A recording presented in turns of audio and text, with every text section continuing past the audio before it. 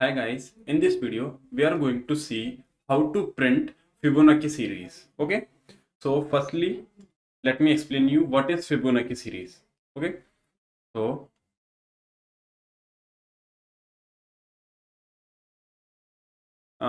there are two default values of this series. First two values are default values. Okay, this is default and this is default.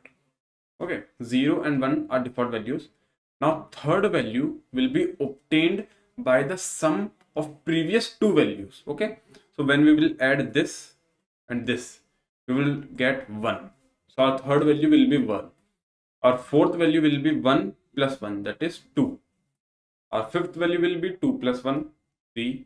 Similarly 5, 8, 13, 21 and so on. Okay, so what we are going to do is we need to print a Fibonacci series till n, a number provided by the user. Let's say if n equals to 6.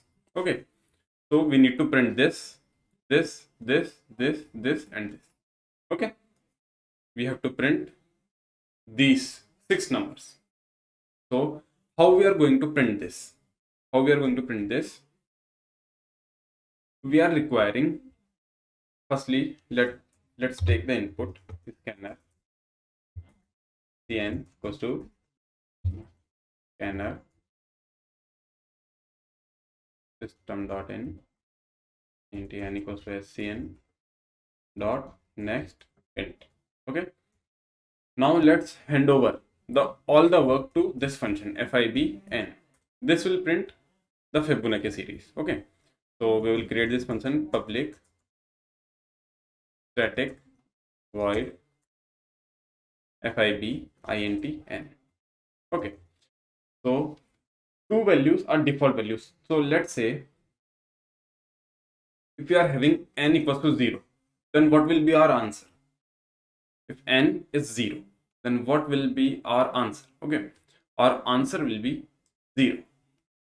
Okay, we have to print 0. If n is 1, then we have to print 1. Understood? If n is 3, let's say 2, then we have to print 1, the sum of previous two values. Okay, so as first two values are default values, we will simply write if n equals to 0 or n equals to 1, then what we have to do? We simply have to print the value of n. Okay,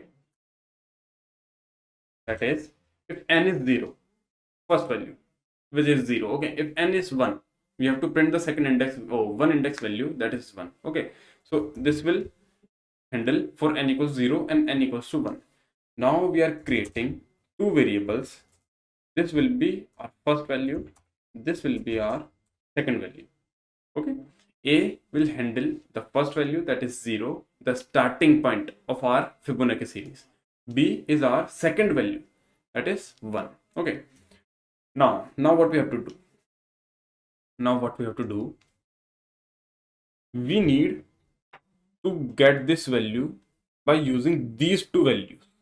Okay, then we need to, this is A, this is B, and this is A plus B. Okay, so firstly A is the 0, B is 1, A plus B is 1. So 3 will be printed, not 3, 1 will be printed. Okay, then A should be shifted to this one and B should be shifted to this one. Okay, what I am saying is, let me remove this. What I am saying, this is our Fibonacci series 0, 1, 1, 2, 3, 5, 8 and so on. Okay, currently A is here, B is here. Okay, we will print 0, then 1, let's say for n equals to 6. Okay, 0, 1, then this number will be obtained by A plus B. A plus B, we will add A plus B, this will represent this number. Okay, so this number will be obtained by A plus B, and then simultaneously we have to shift A to this point and B to this point. Okay, so to achieve this number, this number is equal to the sum of previous two numbers, that is this one and this one. So for these two numbers, a should be this, b should be this. How we are going to achieve this? In this diagram you can see, firstly a was here, b was here, a plus b is here. Okay, so I have defined a is 0, b is 1. Okay, we will create a loop which will start from 0, which will move till I minus 1. Okay, in this loop, firstly we will print a. Okay, because a is our right value, we need to start from a is the starting point, so we will print a. Okay, after that we will get the value a plus b. Okay, because we need to shift a one step further, b one step further. The value of b will be a plus b and the value of a will be b. As you can see, firstly a is here, then a is here. What is the value of this? B. And b is shifted here. What is the value of b? A plus b. Okay, so we need to write a. Firstly we will store a plus b. Okay, so int sum equals to a plus b. After that a will shifted to b. A will contain the value b. A will contain the value b. That means a will be shifted here.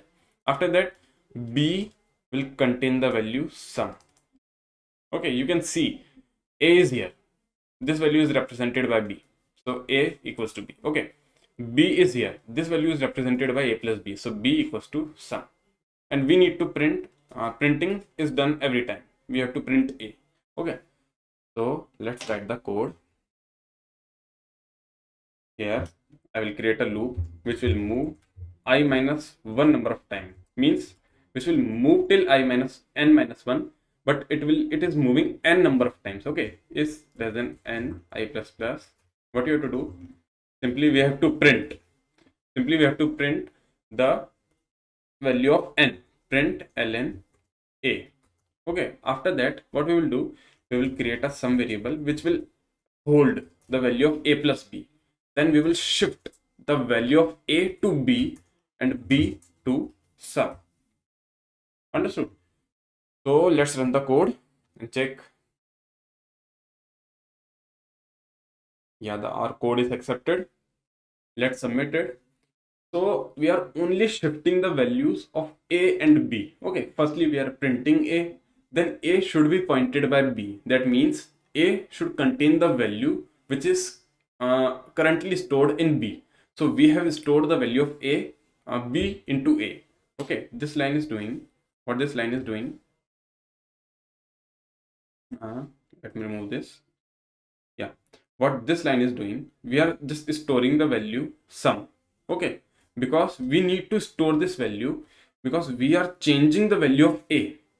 We are changing the value of a. We can't write here b equals to a plus b. We can't write here b equals to a plus b just because we have changed the value of a in the previous line. Okay, so a becomes 1 b and a becomes b. B plus b is 2b. So b will be replaced by 2b. So that's why we are storing the value sum. After that a will be replaced by b and b will be replaced by sum as mentioned in this diagram. Okay, b was here, a plus b is here, a will be shifted here, b will be shifted here. To shift these two values, we will store the value of b into a, we will store the value of a plus b into b.